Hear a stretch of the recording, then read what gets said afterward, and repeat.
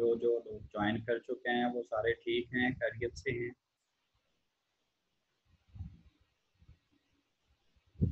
जी अल्हम्दुलिल्लाह। सिर्फ जुनैरा खैरियत से है, बाकी नहीं? कोई और भी बोले। अल्हम्दुलिल्लाह सर ठीक, आप कैसे? जी सर ठीक है हम।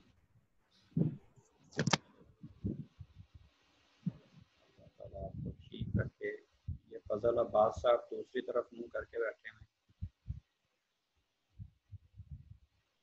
फजल, आपने जो डीपी लगाई हुई है वो दूसरी तरफ मुंह किया हुआ है। मुझे यही लगता है कि आप हमसे मुंह फेर के बैठे रहते हैं।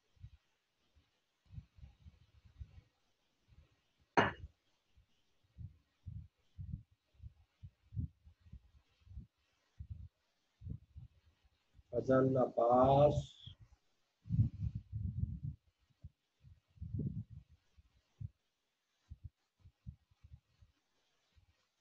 ये ज्वाइन करके भाग गया है।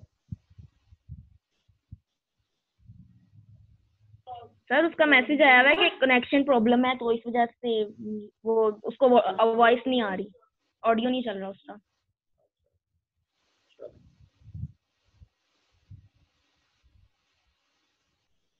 बाकी सारे लोग मौजूद हैं, अभी तो मौजूद होंगे, आहिस्ता आहिस्ता गायब होंगे। ये हमने ना सबने बड़ा डिस्कस किया है कि आप लोगों की वीडियो अब ऑन करनी पड़ेगी हम लोगों को। सर ऐसा ना कीजिएगा। फिर हमें पता नहीं चलता ना, आप तो ज्वाइन करके तो खुद मोबाइल रख के चले जाते हैं कहीं। सर नहीं जाते, हम क्वेश्चन के आंसर देते हैं, लेक्चर सुनते हैं, ऐसे थोड़ी चले जाते। ऐसे थोड़ी चले जाते हैं, जब मैं बुला रहा होता हूँ फिर कोई नहीं आता, फिर बाद में मैसेज कर देते हैं जी कनेक्शन प्रॉब्लम थी। सर हम तो हाजिर हैं। सर 2 स्टूडेंट्स की आई है कि उनके ना वो नहीं है, एक तो लुबना की है, फिजा का है, और कायनात का उनकी लाइट नहीं है, इस वजह से वो एक्टिव। चलें कोई बात नहीं, अटेंडेंस उनकी मार्क करते हैं ना, अगर किसी का इशू है जी सर। अटेंडेंस आप लगा के उनकी फिर मुझे सेंड कर दें। अटेंडेंस मुझे आप ना सिर्फ एब्सेंट रोल नंबर्स भेज दिया। ठीक है, अभी मैंने ठीक है सर, भी मार्क नहीं की, मैं इकट्ठी फिर 2-4-5 क्लासेस अभी तक हो चुकी हैं, इकट्ठी। जी सर मैं बता दूंगी। ठीक, थैंक यू। अच्छा जी, लास्ट जो हमारा लेक्चर था उसमें से आपने अगर कुछ पूछना है तो पहले वो पूछ लें, कोई क्वेश्चन है उससे रिलेटेड, तो अदरवाइज फिर हम आज का टॉपिक स्टार्ट करते हैं।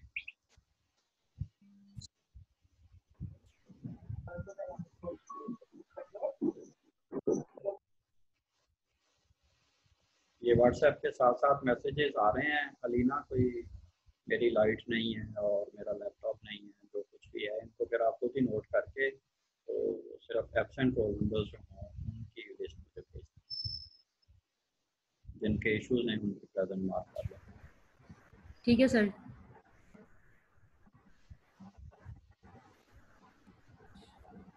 जी, फजल का मेरा कनेक्शन अभी भी नहीं चला। खैर, कोई क्वेश्चन है जी आपका लास्ट हमारे लेक्चर में से?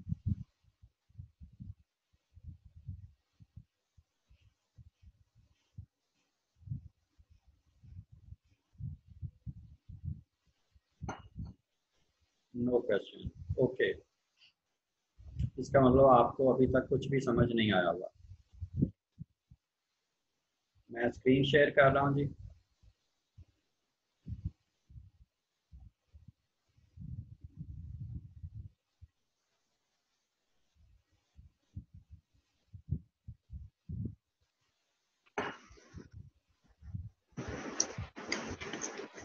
सर आपने क्रॉनबैक अल्फा के एडवांटेजेस और डिसएडवांटेजेस करवाने थे भी। एडवांटेजेस और डिसएडवांटेजेस करवाना, ओके जी। और कुछ? और सर उसमें उसी के एडवांटेजेस में ना लिखा हुआ है कि चलें वो मैं पहले बता दूं आपको, फिर आप पूछ लीजिएगा। हाँ ठीक है।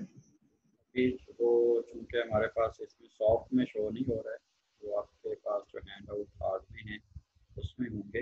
मैं उधर से देख के आपको बता देता हूँ क्या क्या।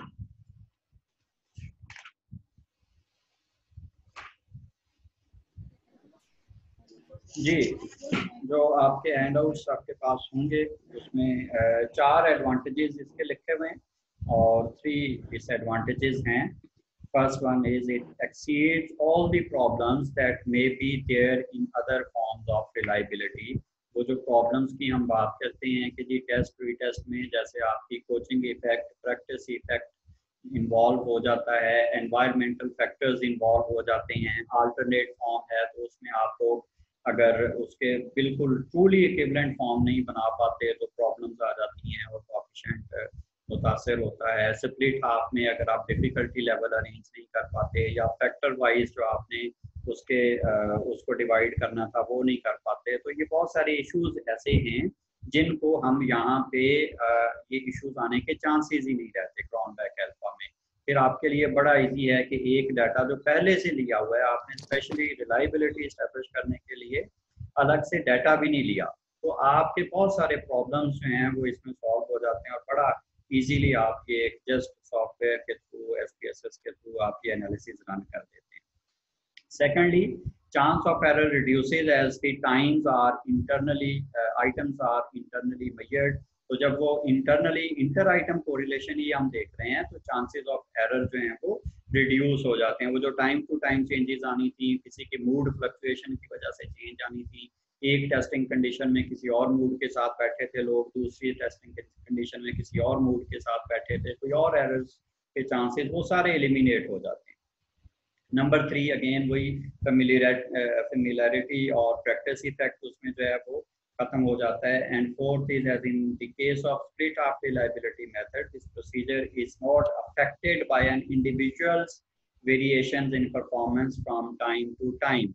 आपकी जैसे जो बाकी हमारी रिलायबिलिटी की टाइप्स हैं, टेस्ट प्री टेस्ट है, पैरेलल फॉर्म है, ये उस तनाजुर में टाइम टू टाइम की बात नहीं हो रही, ये स्प्लिट हाफ रिलायबिलिटी की हम बात कर रहे हैं। वहाँ पे स्प्लिट हाफ रिलायबिलिटी में हम ये नहीं करते कि हम 2 दफ़ा डाटा लेते हैं, हम चूंकि इसको कंपेयर कर रहे हैं as an internal consistency method, तो आपको स्प्लिट हाफ रिलायबिलिटी बढ़ाते हुए भी मैंने ये बताया था कि वो जो आइटम्स इंटर आइटम कंसिस्टेंसी है वो सेकंड नंबर पे उसकी वो एक करैक्टरिस्टिक है कि वो मेजर करता है, जबकि Cronbach alpha totally internal consistency ही मेजर करता है।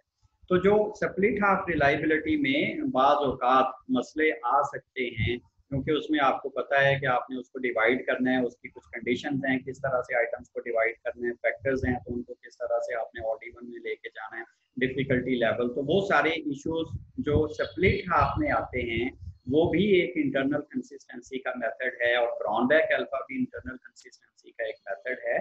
तो हम जो इश्यूज स्प्लिट हाफ में वक्तन फवक्तन फेस कर सकते हैं वो क्रोनबेक अल्फा में नहीं आते।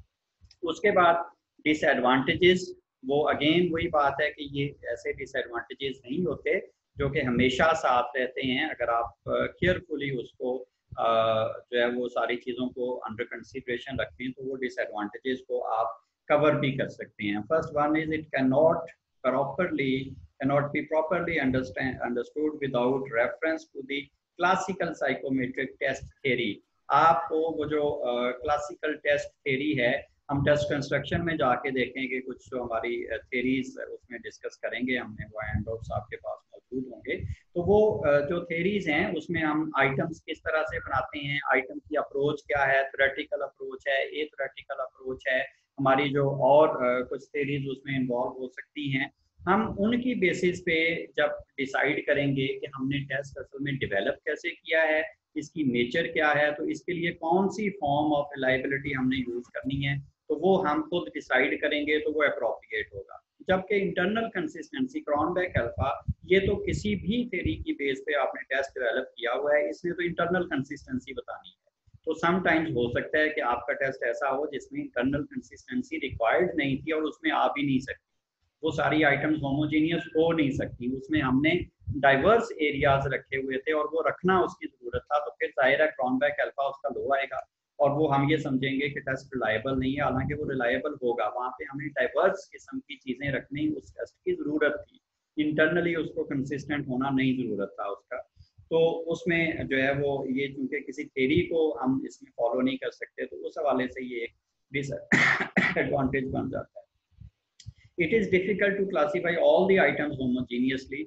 हम 100% कभी भी होमोजीनियस आइटम्स नहीं बना सकते, उसमें कुछ ना कुछ वेरिएशन ज़रूर होती हैं, लेकिन वो वेरिएशंस इतनी ज़्यादा नहीं होनी चाहिए। हम अज्यूम यही करते हैं कि इतनी ज़्यादा ना हो कि वो उस हमारे सिग्निफिकेंस लेवल से बाहर चली जाएं और वो बिल्कुल इनसिग्निफिकेंट रिजल्ट आए, अगर वो कोई ख़ास थ्योरी पे डिपेंड करके हमने नहीं बनाया होगा। अगर हमने ये अज्यूम करना है कि उसमें वेरिएशन ज़्यादा ना हो और कोई ख़ास ज़रूरत नहीं है वेरिएशंस की, तो फिर उसको होमोजीनियस होना चाहिए। तो चूँकि होमोजीनियस होना चाहिए की बात में फिर हम अज्यूम ये करना शुरू कर देते हैं कि इसको इसका कोएफिशिएंट अच्छा 0.8 0.9 ही आना चाहिए। समटाइम्स इतना होमोजीनियस हम उन आइटम्स को नहीं कर सकते, लेकिन उसकी ये डेफिशिएंसी, उसकी ये डिसएडवांटेज आप कवर कर सकते हैं जितनी आप कोशिश कर लें उसको होमोजीनियस बनाने की। If the items in the test are not highly homogeneous, this method will yield a lower reliability coefficient than does the split half reliability method. जो split half method है ये उससे भी कम फिर आपको reliability coefficient देता है अगर वो homogeneous ना हो, क्योंकि वहाँ पे आपको जो है वो चांस होता है कि चूंकि आपने आइटम्स को हाफ हाफ कर दिया है ऑड इवन करके, तो उसमें दो जो सेट्स बने हैं वो ऑलमोस्ट एक जैसे होंगे। यहाँ पे चूंकि टू सेट्स को आपस में कोरिलेट नहीं किया जा रहा बल्कि हर आइटम को बाकी आइटम से कोरिलेट किया जा रहा है, तो यहाँ पे उसका होमोजीनियस होना ज्यादा जरूरी होता है as compared to split half reliability. जी, अब कोई क्वेश्चन है तो आप पूछ सकते हैं।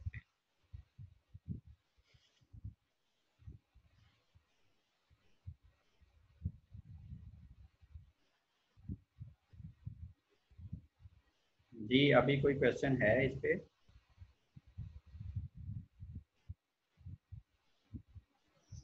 नहीं सर, बस यही था कि स्प्लिट हाफ में तो टाइम टू टाइम वेरिएशन नहीं आती, तो वो आपने एक्सप्लेन कर दिया। ओके, और किसी को कोई कंफ्यूजन हो? ओके जी, तो आज हम स्टार्ट करते हैं जी रिलायबिलिटी ऑफ स्पीड टेस्ट। तो यही जैसे हम बात अभी कर रहे थे स्प्लिट हाफ रिलायबिलिटी की, उसको डिस्कस करते हुए हमने ये कहा था कि ये मेथड स्पीड टेस्ट के लिए यूज़ नहीं हो सकता, और भी बहुत सारे मेथड्स हम स्पीड टेस्ट के लिए यूज़ नहीं कर सकते। हर मेथड की हमने एक ख़ास करैक्टरिस्टिक डिस्कस की थी कि इस किस्म के टेस्ट के लिए ये टाइप ज़्यादा अच्छी है। कुछ टाइप्स आप रिलायबिलिटी की कुछ टाइप्स सारे टेस्ट के लिए यूज़ कर सकते हैं, कुछ टाइप्स कुछ टेस्ट के लिए स्पेसिफाइड हैं, उनके लिए वो बेहतर रिजल्ट प्रोड्यूस करती हैं, अदरवाइज रिजल्ट अच्छा नहीं आता। वो अच्छा रिजल्ट आना हमें ये लगता है कि टेस्ट रिलायबल नहीं है, हालांकि हमने उसके लिए मेथड सही नहीं चूज़ किया होता। तो इसी तरह से स्पीड टेस्ट के लिए जो अच्छा बेस्ट मेथड है जिससे हम इसकी रिलायबिलिटी मेजर कर सकते हैं, वो दो तरीके हैं, वो आज हम डिस्कस करेंगे। उससे पहले आपको ये कॉन्सेप्ट क्लियर होना चाहिए कि स्पीड और पावर टेस्ट में फ़र्क क्या होता है। हमने नेचर ऑफ साइकोलॉजिकल टेस्ट पढ़ते हुए, टाइप्स ऑफ साइकोलॉजिकल टेस्ट पढ़ते हुए, अचीवमेंट टेस्ट को दो हिस्सों में तकसीम करके पावर एंड स्पीड टेस्ट इसको एक्सप्लेन किया था। तो वो आप में से कोई ज़रा एक दफ़ा बता दे कि कैसे इसको डिफ्रेंशिएट करते हैं, पावर टेस्ट और स्पीड टेस्ट में क्या डिफरेंस होता है। स्पीड टेस्ट हम इस तरह बनाते हैं कि उसमें टाइम लिमिट होती है और उसकी सारी आइटम कोई भी अचीव ना कर सके, मतलब उस टाइम में कोई भी बंदा 100% रिजल्ट ना दे सके, वो स्पीड टेस्ट होते हैं। और पावर टेस्ट होते हैं जिनमें डिफिकल्टी लेवल रखा जाता है, मतलब असेंडिंग ऑर्डर में या डिसेंडिंग ऑर्डर में उनको बहुत ज़्यादा डिफिकल्ट बनाया जाता है। Very good. तो हम स्पीड टेस्ट जो है उसमें टाइम लिमिटेड होता है, लेकिन आइटम्स इतनी इजी होती हैं कि हम अज्यूम करते हैं कि सारे पार्टिसिपेंट्स ये सारी आइटम्स करेक्टली रिस्पॉन्ड कर सकते हैं, लेकिन टाइम इतना शॉर्ट होता है कि कोई भी उसमें सारी आइटम्स कंप्लीट ना कर पाए, क्योंकि यहाँ पे हमने सिर्फ उनकी स्पीड चेक करनी है एक्यूरेसी के साथ कि कितनी जल्दी वो सही रिस्पॉन्सेज दे सकते हैं।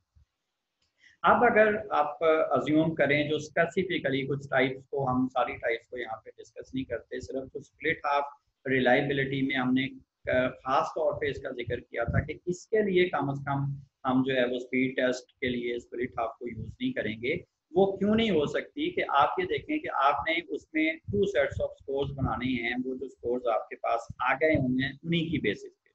वो कैसे बनाते हैं? अगर स्पीड टेस्ट है और किसी बंदे ने एक लिमिटेड टाइम के अंदर 60 आइटम्स को रिस्पॉन्ड किया है, तो अजूम हम यही करेंगे कि सारी की सारी सही उसने रिस्पॉन्स दिया है।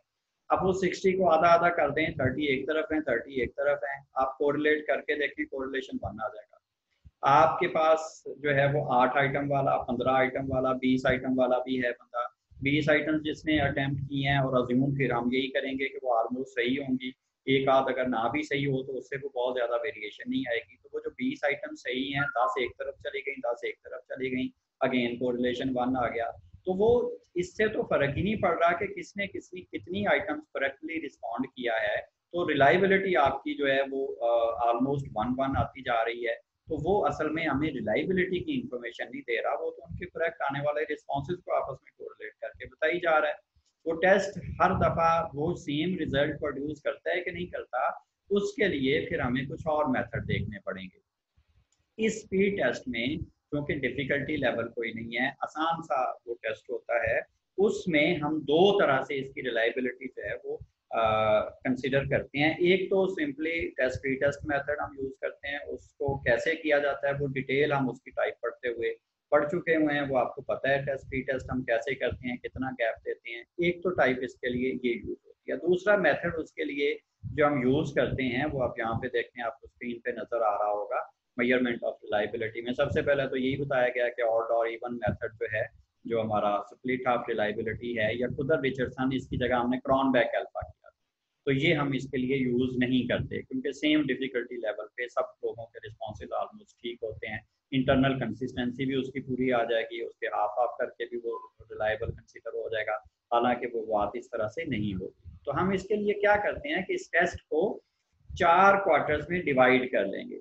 फर्ज करें आपकी टेस्ट की 100 आइटम्स हैं, तो आप 100 आइटम्स को 4 हिस्सों में डिवाइड करें। तो पहला क्वार्टर आइटम नंबर 1 से आइटम नंबर 25 तक हो गया, सेकंड क्वार्टर 26 से लेके 50 तक, थर्ड क्वार्टर 51 से लेके 75 तक, और फोर्थ क्वार्टर 76 से लेके 100 नंबर आइटम तक। ये 4 क्वार्टर बन गए। अब हम क्या करेंगे, 2-2 क्वार्टर्स को मिला के एक एक सेट बना लेंगे, यानी 2 क्वार्टर्स को मिला के एक हाफ, और फिर 2 क्वार्टर्स को मिला के एक हाफ, ताकि हमें 2 सेट्स ऑफ स्कोर्स मिल जाएं जिनको हम आपस में कोरिलेट करके देख सकें।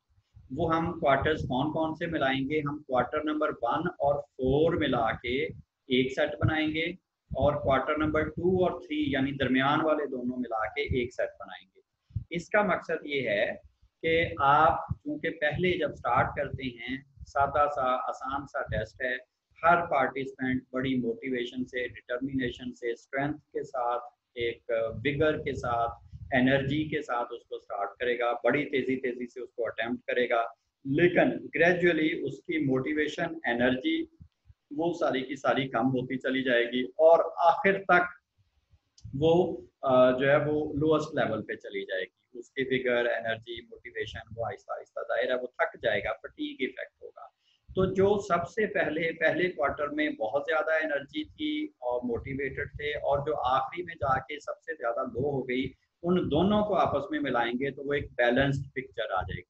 और दरमियान वाले दोनों क्वार्टर जो हैं वो पहले ही बैलेंस में हैं, दरमियान में एक जैसी दोनों में एनर्जी होगी, एक जैसा ही फटीग इफेक्ट होगा। तो उन दोनों को मिला दिया, और ज़्यादा फटीग वाले और कम फटीग वाले जो पहला और चौथा है उनको मिलाएंगे, तो वो भी एक बैलेंस्ड हाफ बन जाएगा। तो दोनों हाफ जो आपके पास आ जाएंगे उनको कोरिलेट करके आप कंसिस्टेंसी उसकी जो है वो मेजर कर लेंगे। और दूसरा मेथड उसमें जो है वो टेस्ट प्री टेस्ट रिलायबिलिटी का है, ये आपको लास्ट में नज़र आ रहा होगा। टेस्ट प्री टेस्ट रिलायबिलिटी इस स्पीड टेस्ट के लिए बहुत ही अच्छी कंसिडर की जाती है। उसकी एक वजह ये भी है कि जैसे हमें उसका एक डिसएडवांटेज था कि जी कोचिंग इफेक्ट आ जाता है, ट्रेनिंग इफेक्ट आ जाता है, प्रैक्टिस इफेक्ट आ जाता है सेकंड टेस्टिंग करते हुए। स्पेशली जैसे हमने एक जगह देखा था कि हम जब अपने नॉन वर्बल टेस्ट कर रहे होते हैं, कॉग्निटिव एबिलिटीज़, जिसमें कुछ मैकेनिकल काम हो सकते हैं, पजल्स के हवाले से हमने बात की थी, पिक्चर कंप्लीशन, पिक्चर अरेंजमेंट, जहाँ पे मैकेनिकली आप कुछ करते हैं तो उसमें आपकी लर्निंग हो जाती है। एक दफ़ा करने के बाद जब आप सेकंड टाइम आपसे रीटेस्ट करेंगे तो आप पहले से बेहतर परफॉर्मेंस देते हैं, जिससे स्कोर वेरी कर जाएगा, आपका कॉफिशिएंट अच्छा नहीं आएगा, हम समझेंगे कि टेस्ट रिलायबल नहीं है। तो वो चीज़ यहाँ पे कभी इन्वॉल्व नहीं होती। स्पीड टेस्ट में प्रैक्टिस इफेक्ट बिल्कुल भी इन्वॉल्व नहीं होती, क्योंकि सब लोगों को वो सारे क्वेश्चन ऑलमोस्ट पहले ही आते थे, उनको सारा कुछ वो पहले भी आता था, आज भी आता है। तो उसमें प्रैक्टिस इफेक्ट, उसकी कोचिंग का इफेक्ट, उनकी जो वोकैबुलरी उनकी एनहांस होने का डर, उनकी पहले से ज़्यादा बेहतर परफॉर्म करने का डर ही नहीं होता। जैसा वो पहले परफॉर्म कर सकते थे वैसे ही आप कर सकते हैं कॉग्निटिव लेवल पे। अगर आप बात करें उनकी स्पीड की, तो वो स्पीड भी क्योंकि एक ही दफ़ा आपने टेस्ट किया, उसके बाद उनको नहीं पता था कि आप दोबारा टेस्ट करेंगे, तो 15-20 दिन बाद, महीने बाद आपने दोबारा टेस्ट कर लिया। इस दौरान में उन्होंने अपनी स्पीड बढ़ाने के लिए कोई प्रैक्टिस करनी ही नहीं थी, तो स्पीड भी ऑलमोस्ट उनकी वही आएगी जो कि पहले थी। तो टेस्ट रीटेस्ट में वो जो एक प्रॉब्लम आती है वो चेंज आने की टाइम टू टाइम, वो यहाँ पे कोचिंग और टाइम टू टाइम चेंजेस हैं वो नहीं इन्वॉल्व होंगे। अब कुछ फैक्टर्स हैं जी जो रिलायबिलिटी इस्टेब्लिशमेंट के प्रोसेस को अफेक्ट करते हैं। जब भी आपका रिलायबिलिटी कोएफिशिएंट वीक आएगा या वो सिग्निफिकेंट नहीं आएगा, तो हम नॉर्मली क्या सोचते हैं कि हमारे टेस्ट में कोई इशू है, टेस्ट में प्रॉब्लम है, कि टेस्ट रिलायबल नहीं है, इसकी आइटम्स रिवाइज होनी चाहिए। लेकिन सिर्फ यही बात नहीं होती, ये सिर्फ एक फैक्टर है, इसके अलावा और 4 फैक्टर्स हैं जिनको हमने कंसीडर करना है। नॉर्मली हम ये जो सी पे आपको लिखा नजर आ रहा है, कैरेक्टरिस्टिक्स ऑफ टेस्ट इटसेल्फ, इस पे सोच रहे होते हैं। हालांकि इसके अलावा ये 4 फैक्टर आपको और नजर आएंगे जिनको हमने अंडर कंसीडरेशन रखना है और ख्याल रखना है। अगर ये फैक्टर्स इन्वॉल्व हुए तो इनकी वजह से रिलायबिलिटी कोएफिशिएंट लो आएगा।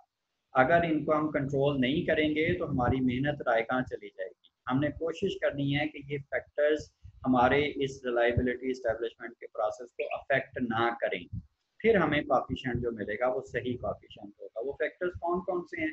सबसे पहले तो कुछ आपके जो टेस्ट देने वाले हैं, आपके पार्टिसिपेंट्स हैं, उनकी करैक्टरिस्टिक्स इंपॉर्टेंट हैं।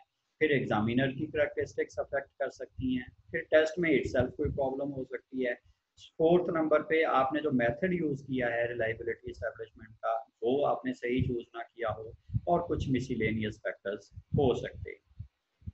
एग्जामिनीज आपके जो हैं, जो पार्टिसिपेंट्स हैं, उनमें उनकी करैक्टरिस्टिक्स में ऐसी कोई वेरिएशन जिसकी वजह से वो सही परफॉर्म ना कर पाएँ, उसकी वजह से कोएफिशिएंट मुतासर हो सकता है। वो क्या क्या हो सकती हैं? फ्लक्चुएशंस ऑफ अटेंशन, उनकी तवज्जो बार बार हट रही थी, वो मोटिवेटेड नहीं थे, उनके कोई हेल्थ कंसर्न थे, एनर्जी लेवल डिफरेंट था, या इमोशनल स्टेटस उनका जो है वो ठीक नहीं था। स्पेशली टेस्टिंग रीटेस्टिंग में ये इश्यूज जो हैं वो बहुत ज़्यादा प्रोमिनेंट हो जाते हैं कि अगर एक दफ़ा हालात कुछ और थे और सेकंड टाइम उनकी इमोशनल स्टेट और फटीग और motivation, health, physical psychological health वो वेरी कर जाए, तो स्कोर्स बहुत ज़्यादा वेरी कर जाते हैं। तो उसके जो मैकेनिक्स ऑफ टेस्टिंग हैं, उसकी अंडरस्टैंडिंग उन्होंने कितनी की है, ये सारे फैक्टर्स हो सकते हैं। इसके अलावा उनमें कुछ ऐसे एक्चुअल डिफरेंसेस हो सकते हैं, जनरल ट्रेड्स हो सकती हैं जो कि हम मेजर कर रहे हैं, और वो उनमें कुछ वेरिएशंस हैं, बहुत ज़्यादा वेरिएशंस हैं।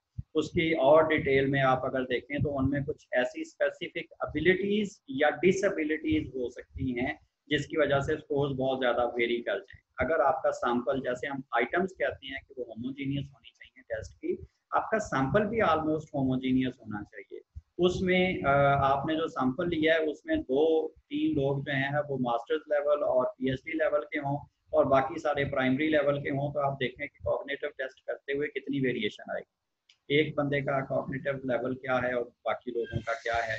तो इसमें अगर कोई ख़ास एबिलिटीज़ या डिसएबिलिटीज़ उसमें इन्वॉल्व हों कुछ लोगों की, तो आपकी जो रिजल्ट्स हैं वो बहुत ज़्यादा वेरी कर जाते हैं। कोई जनरल स्किल्स आपकी जो हैं वो जो आपके पार्टिसिपेंट्स हैं उन पे भी डिपेंड करता है। टेस्ट वाइजनेस, जैसे कि वो टेस्ट को कितना अच्छे से अंडरस्टैंड करते हैं, उनकी कंप्रीहेंशन की एबिलिटी कितनी अच्छी है with reference to the instruction, जो आप इंस्ट्रक्शन देते हैं उसको वो फॉलो कर पाते हैं कि नहीं कर पाते, समझ पाते हैं कि नहीं समझ पाते, ये चीज़ें हैं। फिर आप उनका जो मटेरियल है उसकी कोई पहले से उनको नो हाउ तो नहीं है, वो प्रैक्टिस तो नहीं कुछ लोगों ने उसकी पहले से की हुई, वो पहले से उसके बारे में जानते हों और बाकी ना जानते हों, उस वजह से उन लोगों की कोर्स उसकी वजह से वेरिएशन आ जाएगी। उनका mood, willingness, seriousness, cooperativeness of the subjects, ये इंपॉर्टेंट है। ये चाहे एक ही सिटिंग में भी हो रहा हो तब भी आप के लिए ये चीज़ें इंपॉर्टेंट हैं। वो अगर विलिंग नहीं है काम करने के लिए, सीरियस नहीं है या कोऑपरेट नहीं करता है, तो वो ऐसे ही रैंडमली रिस्पॉन्ड करेंगे, ऐसे ही टिक लगाएंगे बगैर सोचे समझे और चले जाएंगे, और आपके रिजल्ट जो हैं वो अफेक्ट हो जाएंगे। उसमें जो गैसिंग का चांस है वो भी इन्वॉल्व हो सकता है। अगर किसी को कोई अंडरस्टैंडिंग नहीं हो रही, समझ नहीं पा रहा है, उसको जो है वो जस्ट गैस करके वो ABC ऑप्शन पे टिक करी जा रहा है, तो वो जाहिर है गैस को जब उसने पहले समझा ही नहीं और गैस करके एक ABC चूज कर दिया, नेक्स्ट टाइम उसको वो और कुछ चूज कर लेगा, पहले A किया था अगली दफा C कर देगा। तो जब उसको वो अंडरस्टैंड नहीं करता और आप उसको क्लियरली इंस्ट्रक्शंस नहीं देते कि ये इस तरह से गैस नहीं करना, आपने जो पता है वही लिखना है, तो ये सारी चीज़ें अगर वो कंट्रोल नहीं होती तो उस वजह से स्कोर्स वेरी कर जाते हैं। नंबर ऑफ सब्जेक्ट्स अगर इनअप्रोप्रिएट है, बहुत छोटा सैंपल आपने ले लिया, थोड़े से लोग हैं, तो फिर भी जाहिर है आपके जो सिग्निफिकेंट रिजल्ट्स आने के चांसेस और ज़्यादा कम हो जाएंगे।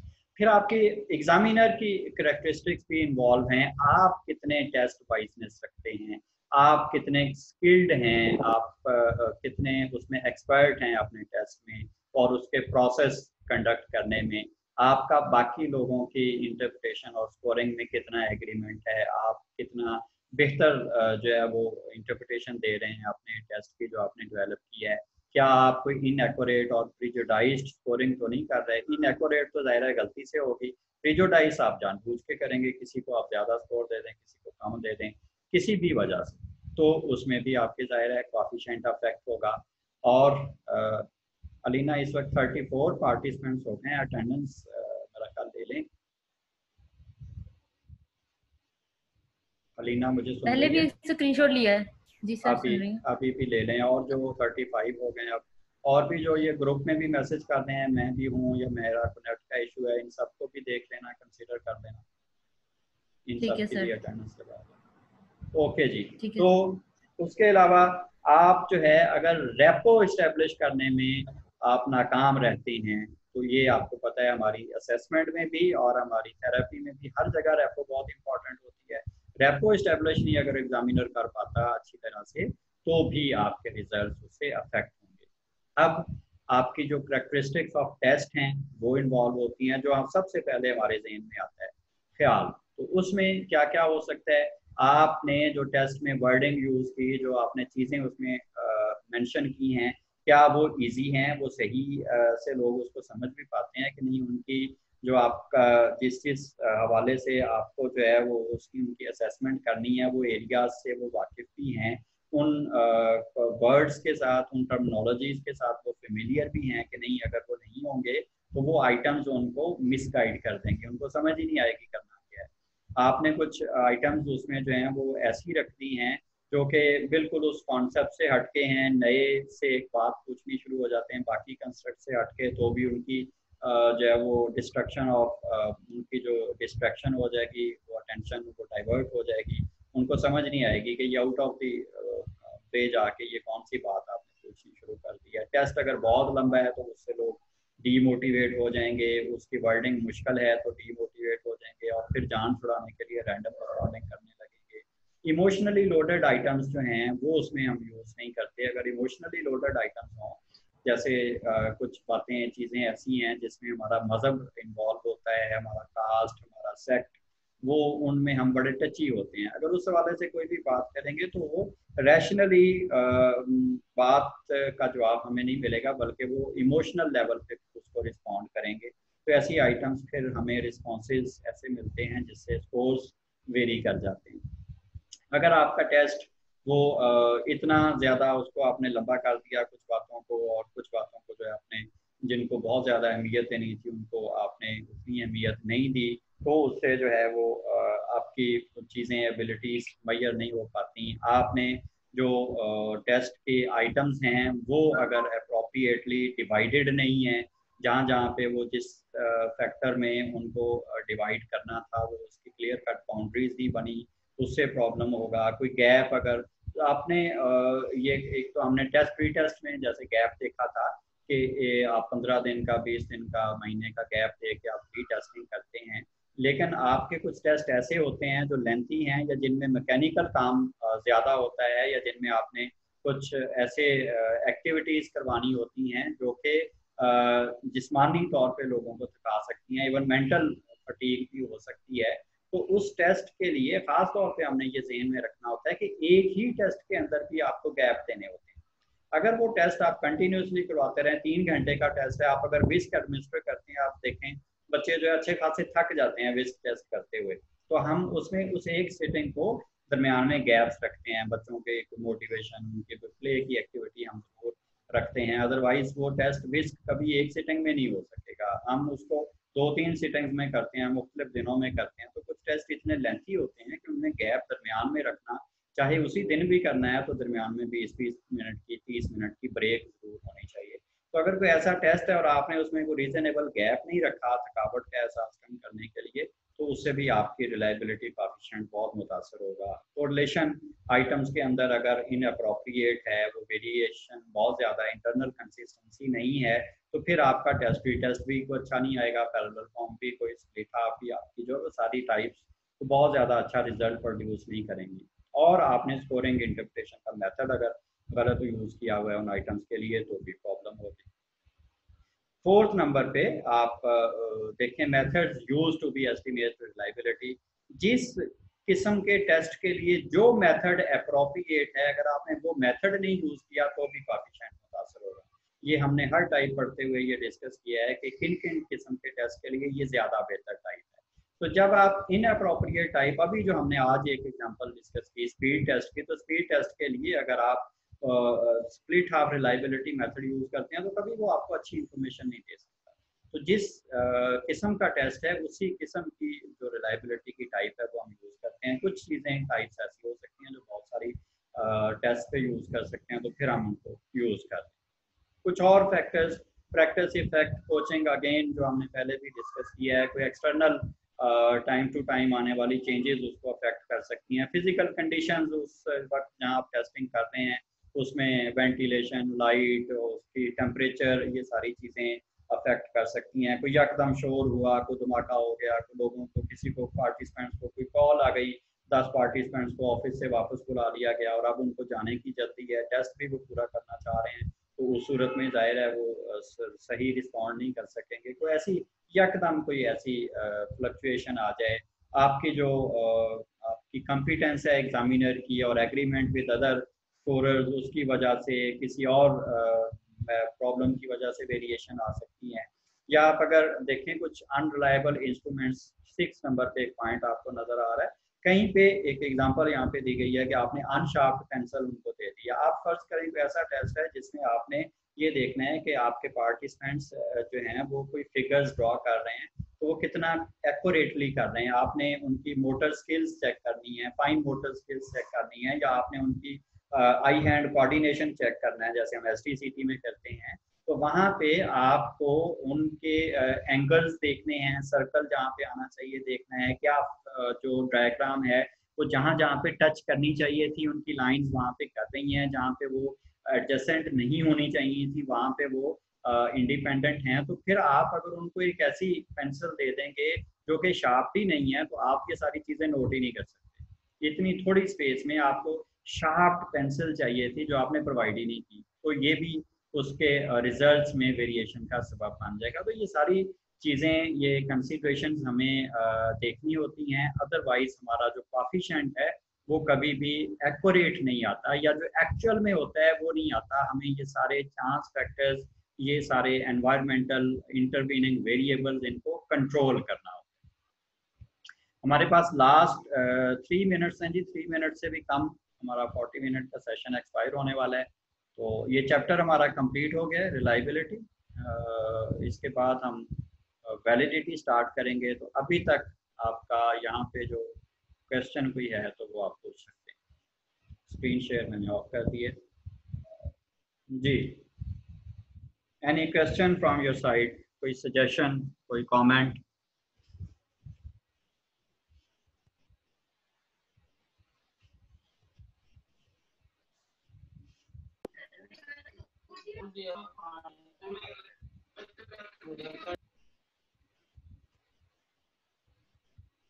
जी आवाज नहीं आई मुझे, किसी ने मुझसे कुछ पूछा है या वैसे ही अनम्यूट हुआ था?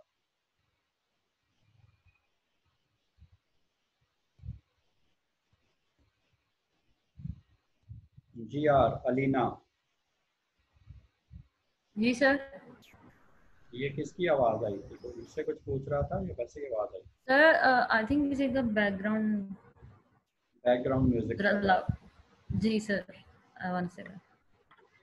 ओके, फजल का अभी तक कनेक्टिविटी इशू नहीं रिजॉल्व हुआ। नहीं सर, उनका माइक कनेक्ट नहीं है शायद।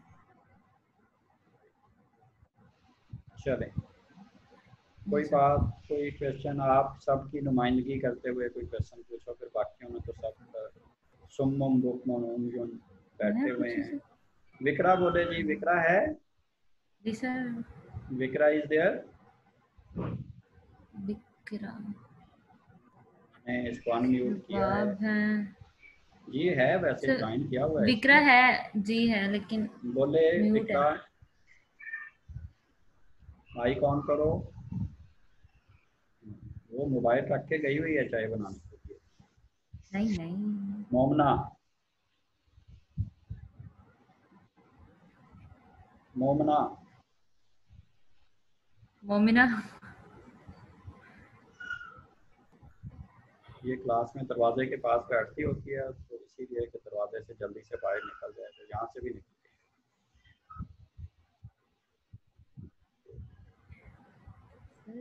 देखा ना, जिसको मैं बुलाता हूँ वो नहीं कभी भी बोलता, तो फिर मुझे हाँ, वीडियो नहीं ऑन करनी पड़ेगी कि नहीं करनी पड़ेगी? नहीं आपके नहीं। लिए कंपलसरी हो कि आप विद वीडियो आए, मुझे पता हो जो सर, एक सेकंड के लिए सर जो फिर उसमें जो चले, बोलते हैं उनका क्या कसूर है? जब वो म्यूट रह ले तो वो उनकी वीडियो ऑफ करवा दिया करिए। तो